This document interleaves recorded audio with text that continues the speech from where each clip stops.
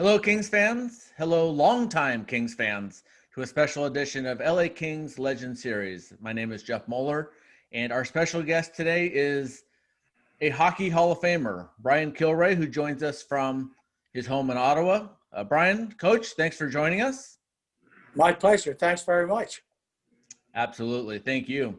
Today's co-host is the one and only Jim Fox, who was coached by Brian back in the day. We'll certainly get into that.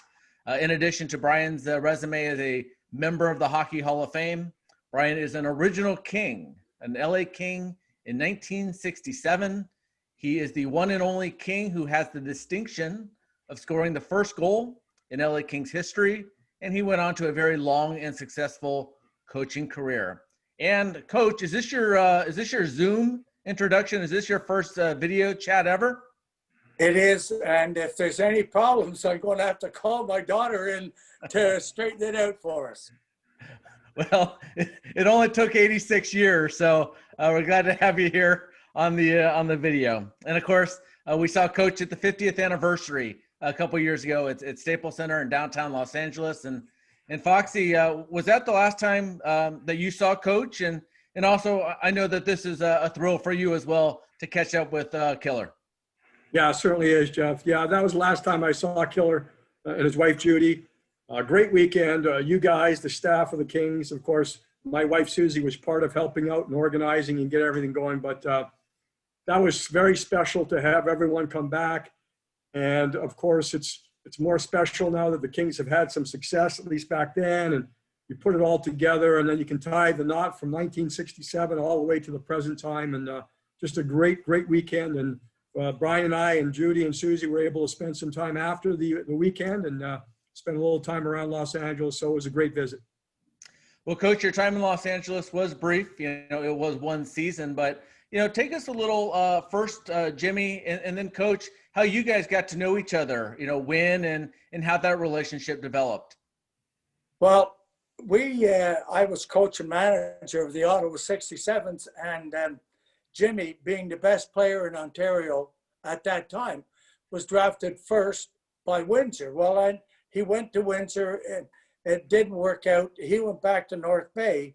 And so I had called Wayne Maxner in Windsor, and I said, I know Jimmy's back there, and I don't want to bother. He'll be in his school this year. But for the future, I'd certainly be interested in doing something. So as it turned out, he called back, and he wanted two players in a draft pick off our team, and they were good players.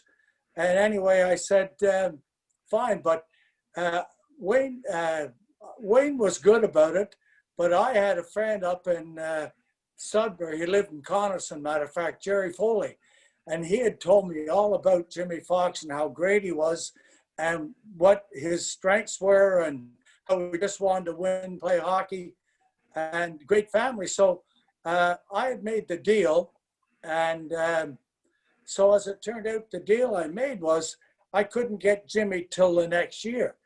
And as it turned out, that's fine. I left him in North Bay where he was happy and finished his year there and his obligation to the North Bay team. So anyway, it was the next year, and Jimmy came down. I met his dad, Clarence, and he was just super. We had some great nights, and Jimmy became a 67, and he was one of the few players I never had to coach because my secret was moving the puck, passing, and positional play. And Jimmy was a better passer than I was, and he was probably smarter and quicker than I was. So it was just leave him alone, let him do his thing. And we put him with a line of Simpson, Fox, and Jolly, and that was the line. And 65, and 66 goals from our second line on our team. They were just tremendous line. I enjoyed watching them in practice because they worked as hard in practice as they did in games. Jeff, I'll never forget. The first thing that comes to my mind, Killer, is this. As you mentioned, I was selected in the midget or Bantam draft, whatever they called it, first overall. Went to Windsor, went to camp, and at that time, I was still contemplating, going to college and all these things. And in all honesty, as I look back now, I was just too young. I was homesick. I wanted to go back home. That's the bottom line. I didn't admit that at the time. I can admit that now. But I remember Wayne Maxter, as Killer's talking about, he was the coach of the Windsor Spitfires. He came to my home before the draft took place. He talked to me and my family, and we said, yeah, we'll go to Windsor. We'll go to Windsor. And I feel awful about that fact that I never ended up going there. After Killer traded for me during the summer, and this is what sold me, Brian, and you may have had it. He had Bobby Smith, Tim Higgins, and Steve Maringer take me out for a couple of nights in Ottawa and I visited. And those three guys were all from Ottawa. I mean, they're natives of Ottawa. And they ran that town. And when I picked up on how much they loved playing for the Ottawa 67s, sold right there. Obviously, Coach, before you had such a great run with the 67s from behind the bench, you had a long and successful professional hockey career. We want to talk about your time with the LA Kings. It's kind of an open-ended question, Brian, but, what are some of your most distinct memories, maybe some of your favorite memories of your time as a King? Well, it was simple. When I enjoyed the very first day of training camp. I just looked forward to it because we were going to be trying out for a National Hockey League team. And, we got to meet Red Kelly again. I had known Red from the days of being in the Detroit camp. So he wasn't a stranger to me, even though I was only a Red Wing for one game. But I did know him, and I just knew what he was like. Red Kelly never swore. He never showed too much emotion. He was just a super gentleman. And so at training camp, everybody was working to make the team. And one of the funny stories, when we got to meet Mr. Cook, he came up to training camp, and I'll never forget when we came in, he brought Brian Smith, Brian Campbell, and Brian Kilrea into this room. And he said, fellas, my name is Jack Kent Cook, and I want you to know that we need something to go along with Brian Campbell, Brian Smith, Brian Kilrea. What nicknames do you have? And I'll never forget in that room. And I said, well, he went to Brian Campbell first and he said, well, do you have a nickname? He says, yeah, Chief. He said, I'm not sure how Chief would go out here. And so anyway, he hummed and hawed a little bit. And then he went to Brian Smith and he said, and Brian, do you have a nickname? And he said, well, Smitty. Oh, no, that's just plain. We need something other than that. And he said to me, he says, Brian, do you have a middle name that we could, or something that they call you? I said, yeah, my nickname is Killer. Oh, he says, that'll never do. We got to change that anyway. As it turned out, those three nicknames all stuck when we did get introduced as the Kings. And then we made it through training camp. And then being part of the team, we went out there. And one story I want to add, that when we were practicing in Burbank and Long Beach. And one day we went to Burbank and we couldn't get on the ice because there was this lady out there figure skating by herself. And so we were told we just have to wait. When she gets off, we'll have our practice. And it was Sonia Heaney. When I found out who it was, I went out and watched her skate because I remember watching her in World Figure Skating. And I was mesmerized by this lady who was out there by herself. I was too shy to go over and ask her for an autograph, but I watched her skate, do her routines. And then when she got off, they did the ice and we practiced. So it was a thrill for me. Killer, I want to ask you your recollections of scoring the first goal in LA Kings history. And then Foxy, I want to ask you what you knew about Killer's playing career as well. Well, when I scored the first goal, we never thought it'd be a famous goal. I think at the time we were down 2-0. Anyway, as it turned out, Teddy Irvin was in the left corner. He dug the puck around and went behind that. Lowell McDonald got it, and he threw it out front, and I just made a quick shot and it went in. And if no one, I didn't try to pick a corner or something. I knew where I wanted to shoot, but I just shot it quick and it went in. And we end up winning the game, scoring the empty net. We end up winning the game, I think 5-3. And after the game, Mr. Cook came around, took the time to shake hands and congratulate every player. And it just, as it so happened, I was sitting at the far end. And so I was one of the last that he congratulated. And when he came to me, I had already had the puck that they had taped the first goal for Los Angeles Kings. And so when he came to me and we shook hands, and I said, Mr. Cook, here's the puck for the first goal if you'd like to have it. Because I said, I don't think I'll get many goals in my career. And I said, you're welcome to it. And I'll tell you, you would have thought I was giving him $1 million. He was just so tickled to get that puck, the first goal of the Los Angeles Kings. So I'm sure that that was one of his mementos. Brian, before I get to what I knew about your career, I'd like to talk to you if I can, because I think it would be very, very few people who had a chance to know Jack Kent Cooke, but also Eddie Shore. He's who you played for when you were in Springfield, the Kings farm team back then. And both guys, I think, are known for the same type of personality. They didn't take too much guff, did they? No, Mr. Cook, we didn't see a lot of him, but so if he was gruff, it was probably with somebody else, because he was pretty busy out there in Los Angeles. But Eddie Shore, there was no fooling around with Eddie Shore. He was miserable to everybody at all the time. And when I think back to some of the different things that he did, like I had to have a whirlpool one day, and he held me, and I saw the temperature gauge, and it was in the red.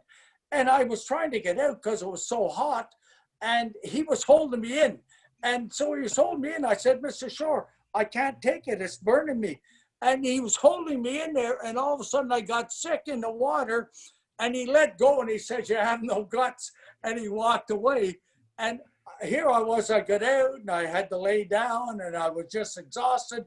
And he walked out of the room mad at me because I got sick in the whirlpool. Like, there's some stories that when I had the broken jaw, and I'm sure that some people would never believe it, but I broke my jaw on a Wednesday night, double fracture. I got an elbow, and it was broken on the left and right side.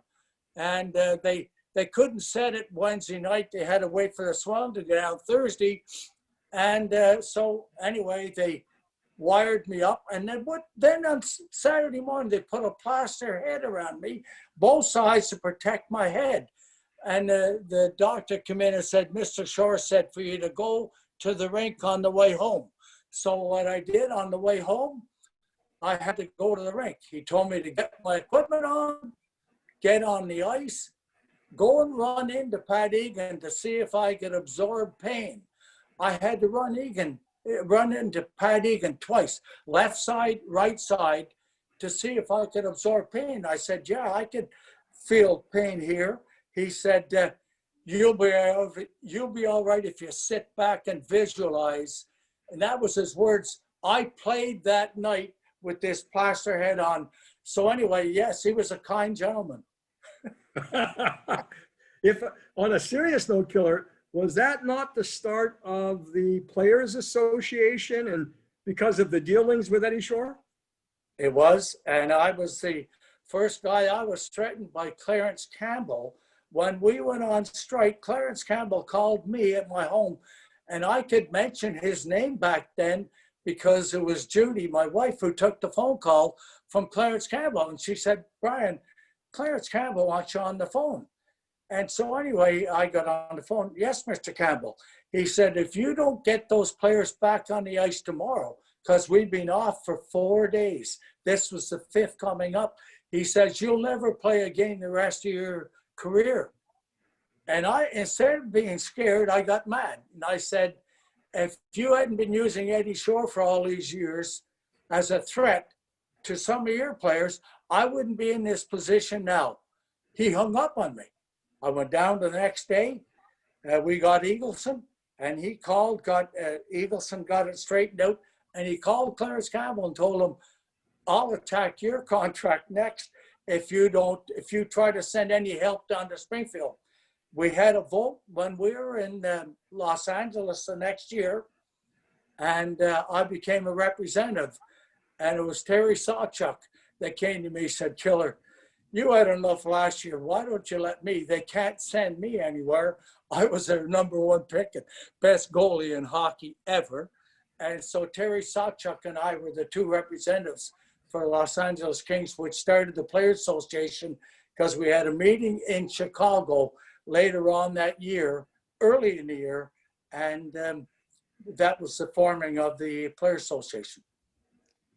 Jeff, You know, to understand what, you asked about Killer and what I knew. Yeah. It took only about, I talked to people, they talked to us. We knew the style that the 67s were known for. And that's something I will never, ever, ever be thankful enough for, because Brian wanted to play up-tempo, let's go attack hockey. Keep that puck, let's go, let's move it. The first 10 practices, I would say 90% of the practice was on defensemen going back and getting the puck up to the forwards as quickly as possible. So we're practicing breakouts. And that was exactly the way Killer approached the game. So it went from his playing style to his coaching style, because when we get the puck, man, those RD, and Killer coached some great defensemen. Doug Wilson, to name one of them, went to a Memorial Cup with Doug. Just the fact that they were told, go back, get it, and get it to us. Get it to the forwards. And man, we were on our way. And that's the way we played. That's the way the 67s played. That's what Brian Kilrea is known for, is up-tempo. I'll tell you what, regardless of what you're paying when you're coming to see the Ottawa 67s play, when Brian Kilrea is coaching, you're going to have a fun game. You're going to be entertained. And many times there's going to be a lot of goals. There was a lot of goals. And the one thing I remember is somebody said one day, well, we don't scrimmage a lot. And I said, no. But we do 3-on-1s, 3-on-1s, 3-on-2s continually. And I said, we skate. And at the end of the skate, we skate. At the end of the practice, we skate some more. And if we ever lost third periods, I blame myself, because that was condition. So I always felt we were one of the best conditioned teams, but we also moved the puck. And a lot of sports writers always said, why is your team so fast every year? And I said, it's the illusion of moving the puck, because we anticipated movement of the puck, and we did it forever. Brian, kind of want to put a bow on your playing career and the season in LA. It's fascinating to look at the back of your hockey card. I don't know what the record is, but I think there was a 10-year gap between your first NHL game and your second NHL game. I believe when we talked to Ted Irvin, he had a similar situation, like a cup of coffee with Boston. It goes without saying, but, expansion, 67, had to have breathed, new life into your professional career. And also kind of a second question is, you heard Los Angeles for the first time. You heard, Oakland, from where you're at, your background, what did you have in your mind? Well, when I went there were so many players that went out of the American League into the National League and were starring. And so we didn't really feel it was that big a difference. We went and played an exhibition game as the Springfield Indians. We had just won the Calder Cup. We had just won the year before the Calder Cup. And so we went in and played Boston 3 days before the season opened, and we beat the Boston Bruins in Boston. Eddie Shore didn't treat it like an exhibition game. He treated it like a game. And he told us when we were standing on the red line, if anyone talks to one of their players, he's taking you out of the lineup. I had a friend of mine, Murray Oliver, that I played junior with. He came over, he was in Boston. He wanted to talk to me. And I said, I couldn't even turn around to him. I said, I can't talk to you. Shore will take me out of the lineup. So we wanted to play. Anyway, we didn't feel the gap was that large, but obviously it was with certain players when you think of some of the great players. So I think everyone just expected that it was going to be tough breaking in, but some guys did extremely well. And Los Angeles Kings, because they amalgamated and got some of the Springfield Indians there, they got some pretty good players that stayed in the National League for a while. Bill White, Dale Ralph, Hyman Hart, some of these guys that they were bypassed because the National League was only 6 teams.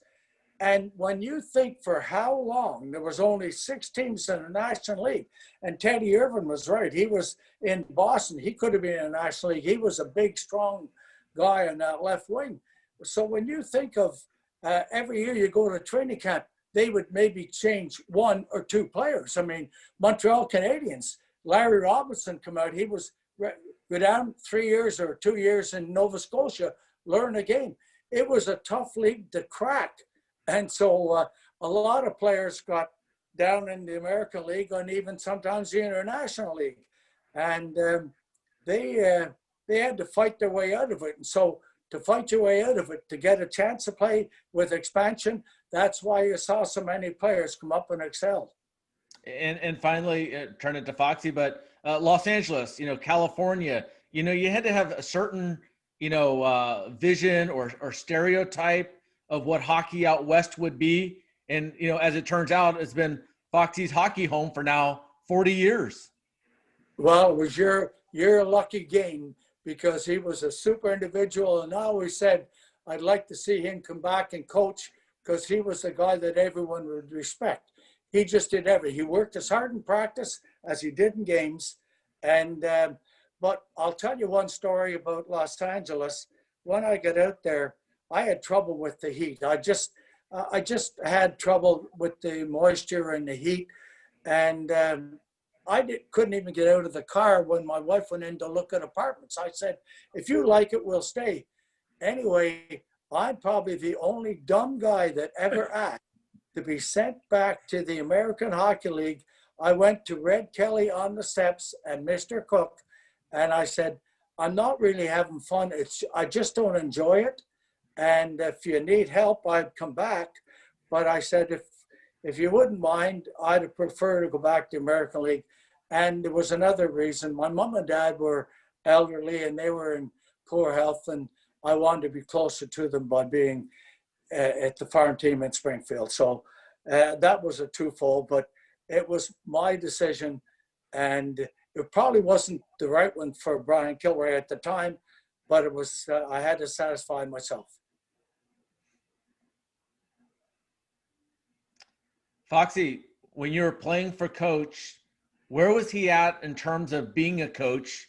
And did you know at that time that he would be wearing a Hockey Hall of Fame sweater someday? You know what? I think that was already starting to be talked about, longevity. After I left the 67, Brian actually had a little cup of coffee with the New York Islanders. Then he went back.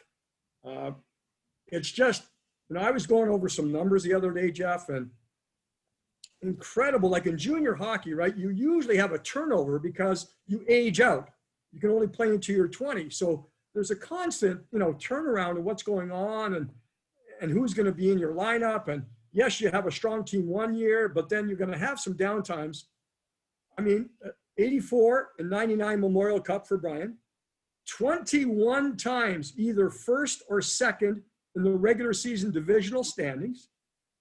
Only 6 times in 29 seasons he had a losing season. It was just, to stay in junior hockey, the Red Wings just went through 25 years of, playoffs, but you don't get aged out. You have time. Just that turnover was incredible. I'll tell you a story about Brian, and he mentioned his parents. Brian's mom passed away, and people of his heritage like to have a party instead. And this was my last year. The entire team went to the party, the wake. And then after, most everyone left. 6 or 7, I think the 3-year guys, Killer, the guys that were in the last year, stayed. We stayed until 4 a.m. We played the Toronto Marlboros the next night at the Ottawa Civic Center. if I'm not mistaken, by the end of the second period, we were up 7-1. Hmm.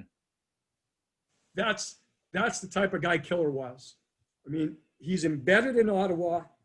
He just told a story about giving up maybe a career for his, to be with his family. We always felt that way. Brian made me the captain in my last year. I'll tell you this. In practice, you're always working. I remember my last year, I got on the ice at first practice. I said, we're going to do lines, blue line to blue line. I said, I'm going to start 2 feet before this blue line, and I'm going to end 2 feet after that blue line. Every single practice, every single day. Don't just do what he's telling you to do. Do a little bit more.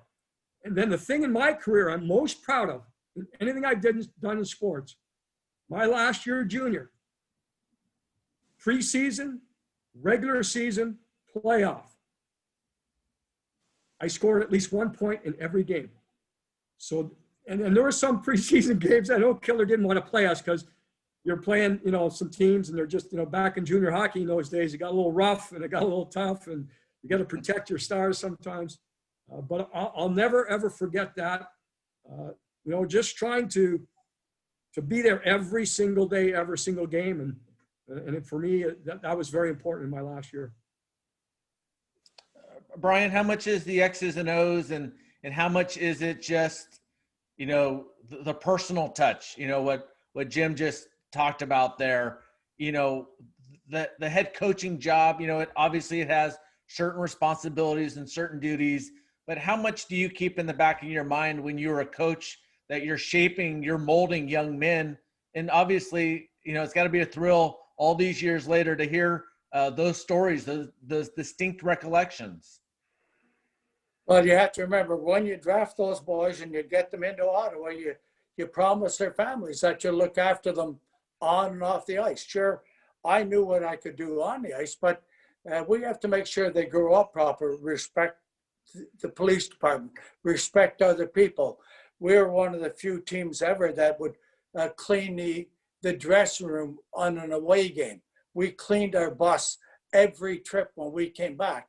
If we were in a hotel on the road, we would make sure our rooms were not messy. When we went to a restaurant, we thanked the chefs and the waitresses for looking after it. It was my way of saying respect and grow up the right way. And so I look back and I'm proud of the fellas that have went on to represent the Ottawa 67s, but they represented themselves, their families, and I'm sure that a lot of them have looked back and were thankful for the guidance that they got from a coach that not only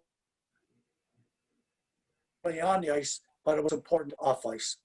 You know what, Jeff? I can just another Killer I was thinking about. It might seem like a small thing, but believe me, this is so important.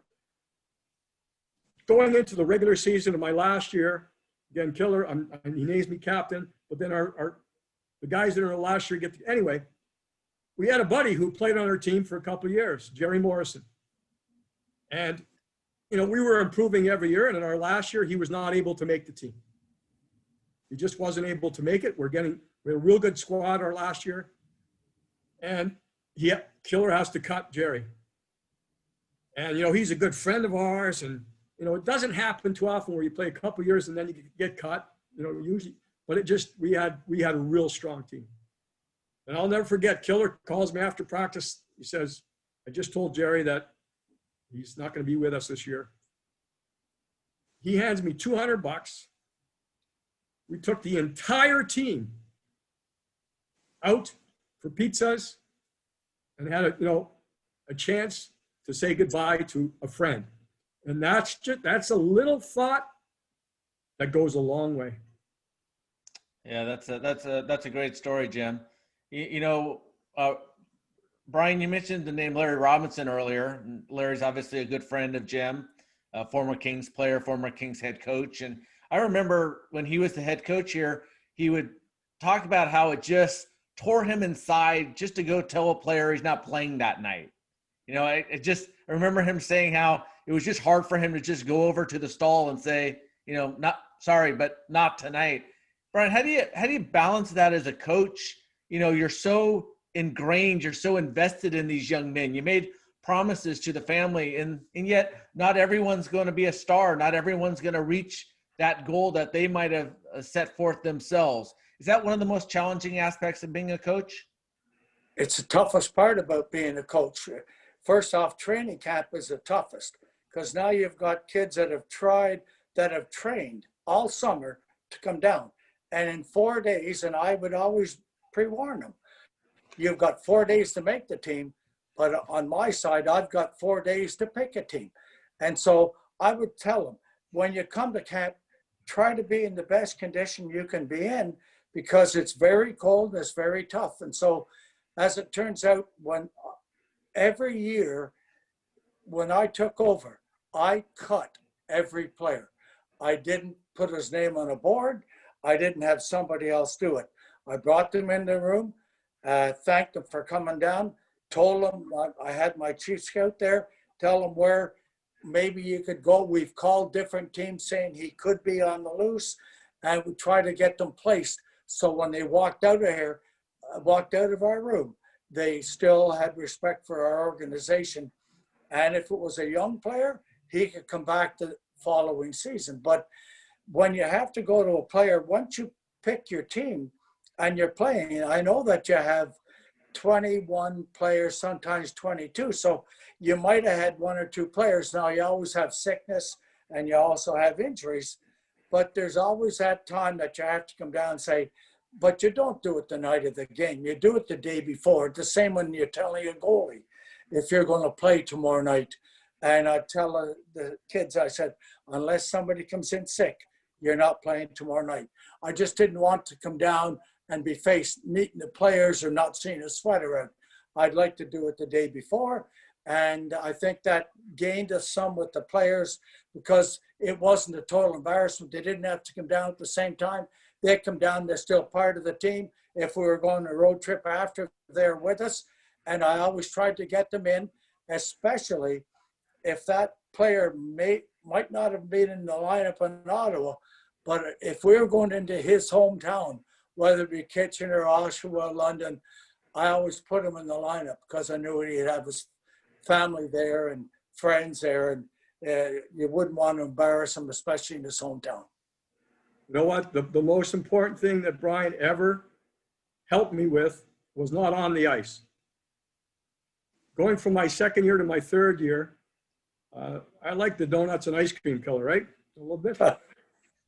I never mentioned it though. I was 205. Yeah. And I'm coming off of 2 pretty good years in junior. I'm doing okay. But, I'm not Kareem. I'm a little bit vertically challenged. So at 205, I was a little stocky.